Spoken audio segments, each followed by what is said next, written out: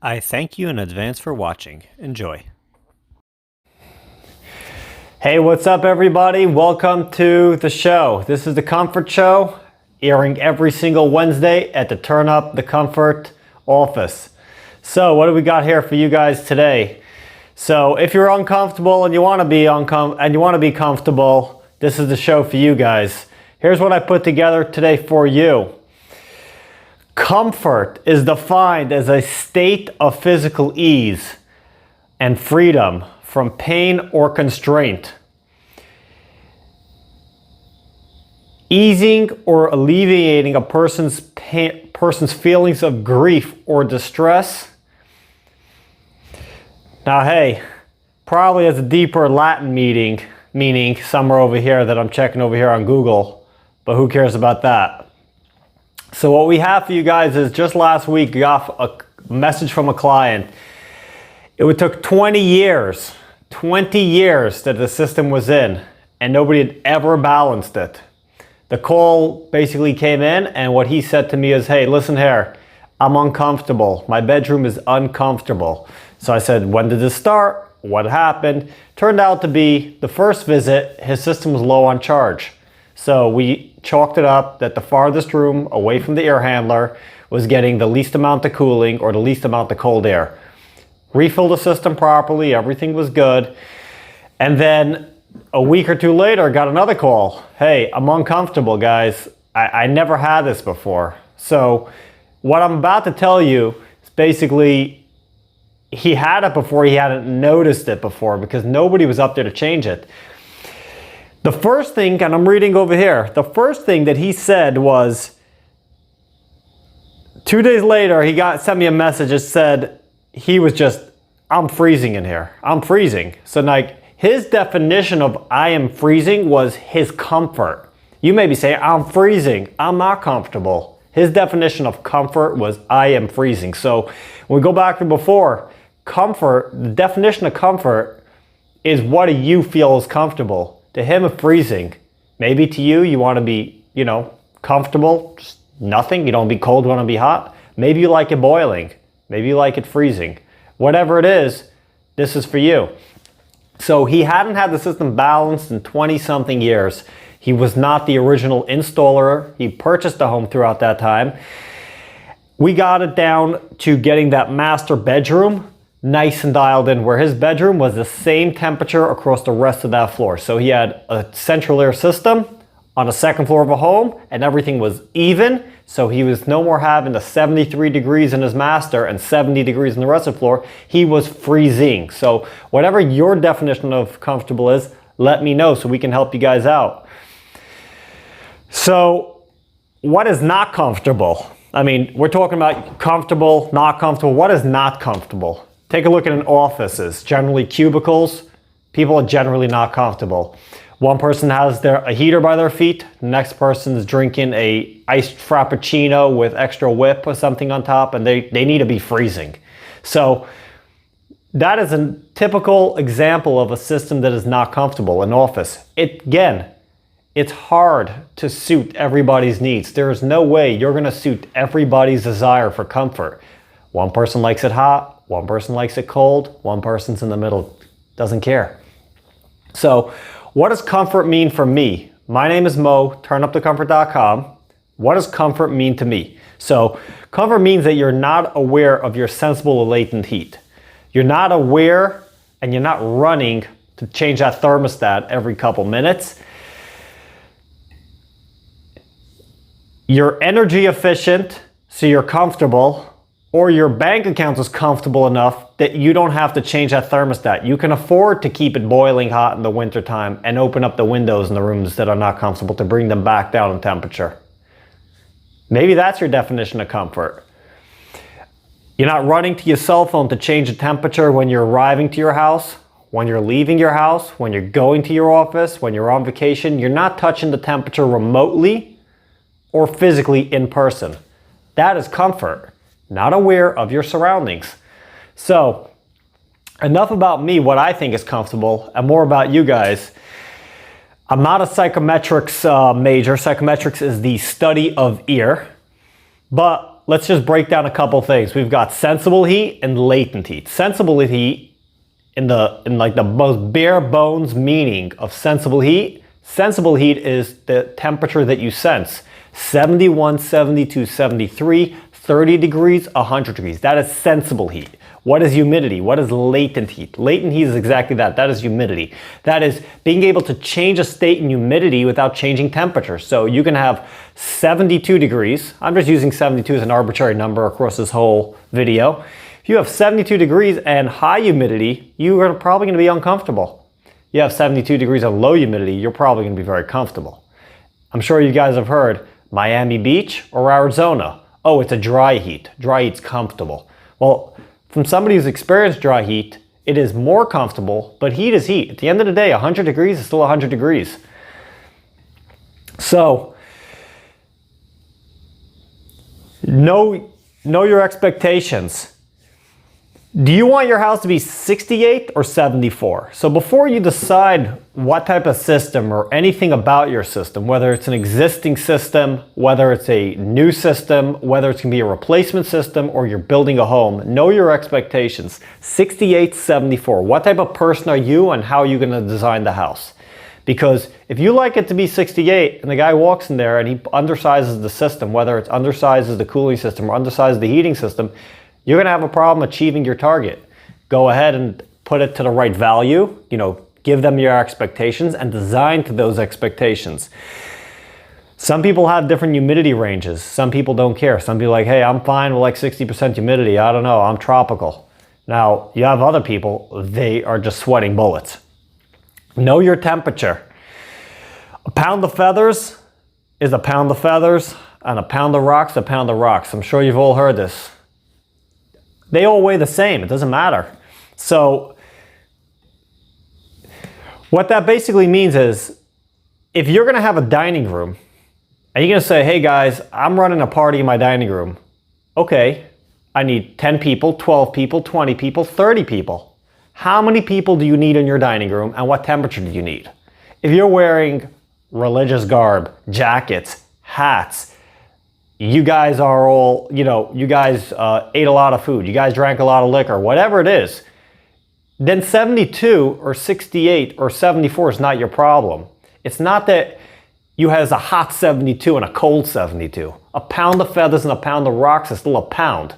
What you have to know is when you're liquored up, when you're with your friends, when you have, you're wearing you're wearing a suit, a jacket, maybe you're wearing a strimal.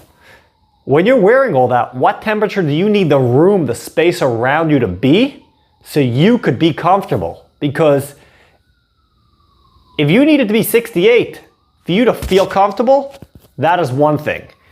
If you guys need it to be 72, that's another thing. So you have to know your expectations. Know what type of expectations do you expect the room to be in order for you to be comfortable. You want to dress like an Eskimo and still have it be comfortable? You're going to need 30 degrees in that house. That'll benefit you in the wintertime. You won't need any heat. But in the summertime, you're going to need a crap ton of cooling. So you're going to say, hey, I understand. We've got rooms in the house. We've got parties in the house. We've got this happening in the house. People are wearing extra, clothing. Think about this, your bathroom. Do you want your bathroom to be 72 or do you maybe want your bathroom to be 76? When you get out of that shower, do you want to feel that cold, that shiver? Do you want to feel that AC blowing from the next room over because it's one zone? Or do you want to have that bathroom dialed in? There's a bunch of ways you can dial it in. You can have it separately zoned. You can have very, very little heat going or cooling going to that bathroom. Or you can have a regular cooling system and you can subsidize it. You can counteract it with a little plug-in heater. They have these beautiful, they call them NV heaters, ENVI, 475 watts. It's like, I don't know, like 1500 BTUs or something like that. And that is just enough to take the chill out of the air. Either you need to take the chill out of the air in a bathroom on a cool night that you don't need heating in your home, or you need to take the chill out of your house, out of that bathroom, when somebody's taking a bath. Maybe you got an elderly person, maybe you got a little kid, somebody's gonna take a bath. You don't need it 72. So you have to know your expectations of what you define as comfortable and how you're going to get to that comfort level. We're surrounded by comfort every single day. I mean, push start keyless entry, Uber Eats, Lutron, like home automation systems where you walk into your house, it detects your phone, your lights turn on, your garage door opens. They've got all different types of, things. Think about just basic comfort. I mean, there's settings in the cell phones that when you get home and it detects your Wi-Fi from your house, you don't need a password anymore from your phone. Maybe that's comfortable for you. Got this over here in my notes, bellhops. You want comfort, somebody else gonna haul your luggage. So the best way to achieve comfort, none of my business about this, but you gotta be fit. If you can't efficiently sweat, you're not gonna be comfort. If you can't avoid hot spells from sugar binges, you're not gonna be comfortable. Because again, it goes back to the thing I said before.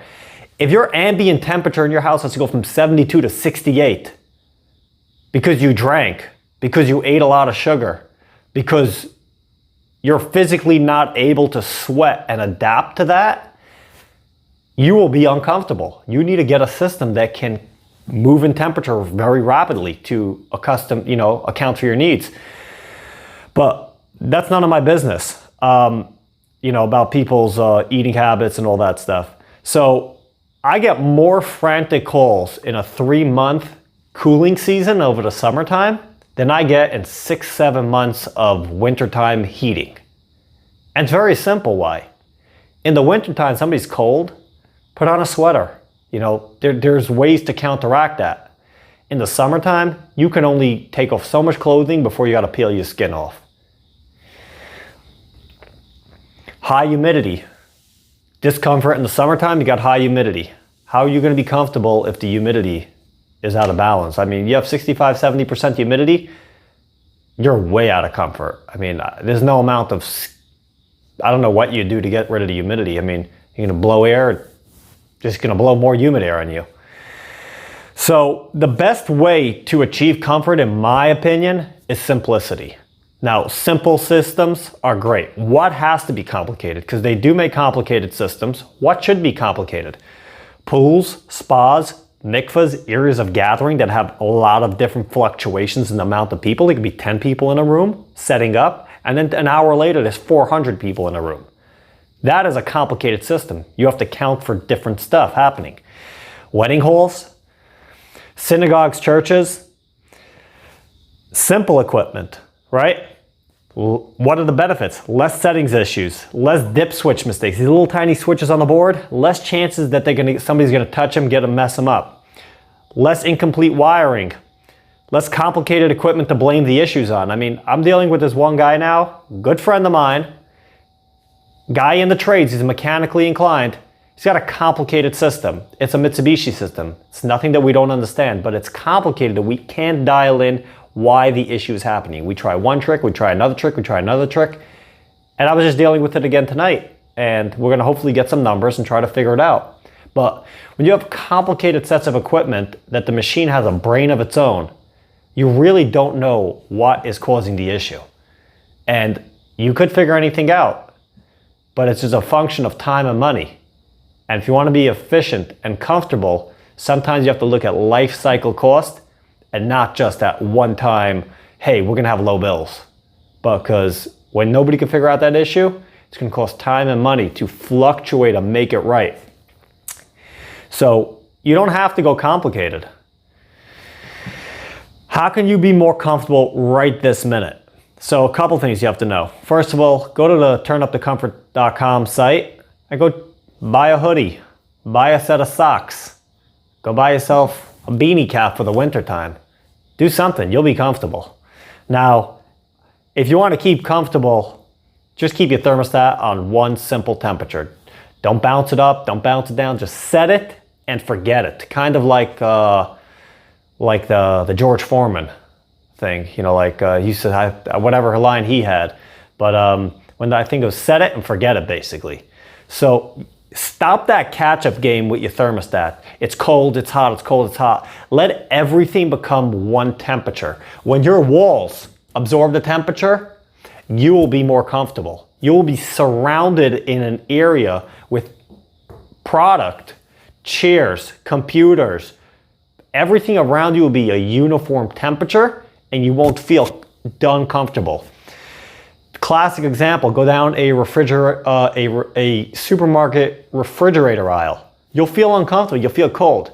That is cold surfaces stealing the heat from you. It's not that it's necessarily super cold in there. You're getting a radiant cooling effect, similar to what you get a radiant heating effect, but this is the opposite. Radiant heating effect, 50 degrees outside, got the sun beating down on you, you feel warm, cloud passes over, you start shivering, get a little cold.